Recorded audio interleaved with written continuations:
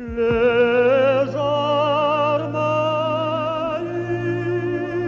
di Colombette,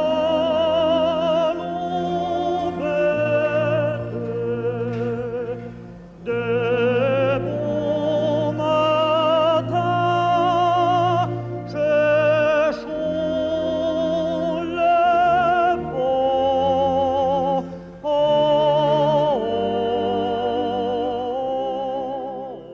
De chez moi, tranquille, vendredi soir, et puis mon téléphone sonne, puis j'entends salut Marc-Antoine, c'est Christian Constantin. Puis, première chose, je me dis, on me fait un gag, là, c'est pas possible. Qui me fait un gag? Je regarde mon téléphone, je voyais Christian Constantin et ça qui s'affichait.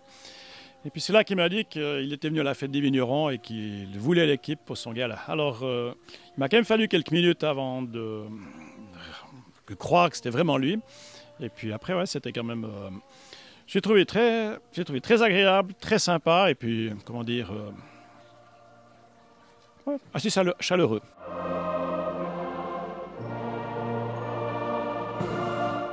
Alors on va le préparer comme on prépare chacune de nos prestations, on fait des répétitions avant pour bien maîtriser notre chant. Puis c'est vrai que ce sera important parce qu'il y a quand même plus de 8000 personnes je crois dans la salle. Donc on va donner le meilleur de nous à cette prestation, c'est clair. Pour réfléchir à ce qu'on chante et puis après c'est le cœur qui doit parler quoi, tout simplement.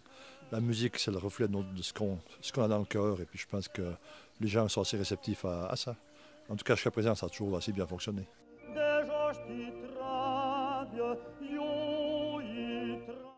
Il y avait plus de 90 candidats, candidatures papier.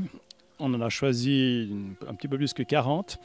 On en a auditionné 40, 44 et ensuite, au final, on a gardé 11 ténors avec lesquels on a travaillé depuis janvier de cette année jusqu'à la fête pour un chant qui durait 10 minutes où chacun a son rôle particulier, donc c'est avec les 11 voix différentes.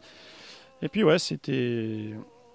L'idée en fait dans la sélection, c'était de trouver des gens aussi qui étaient capables de fusionner parce que les ténors ont répondu à une annonce qui était de venir chanter le Rang des Vaches à la fête des vignerons. Et tant en 99 qu'en 55 ou en 77, c'était un ténor qui portait le tout. Et quand ils sont arrivés ici, on leur a dit attention, vous ne serez pas seul, vous serez un collectif. Ils ont tous accepté de rester, ce qui n'était pas forcément évident de faire partie d'un collectif. Et suite à ça, nos critères étaient évidemment la voix, la justesse, les qualités vocales, mais également la capacité de fusion. C'est-à-dire, on écoutait la voix, on se dit est-ce que la personne va avoir une voix qui va fusionner avec les autres. Et c'est ainsi qu'on a constitué le groupe des 11. Qui s'est fort bien entendu à cette fête et qui a décidé de continuer à vivre encore, en tout cas, on ne sait pas jusqu'à quand, mais pour différentes prestations comme celle du 14 mars.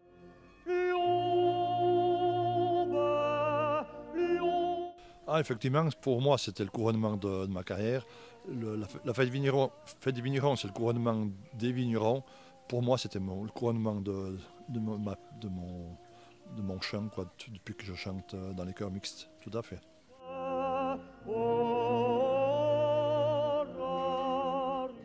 Moi j'adore sa voix, je trouve qu'il y a un côté chaleureux, il y a une couleur, j'adore sa façon de faire de la musique populaire, comme il a...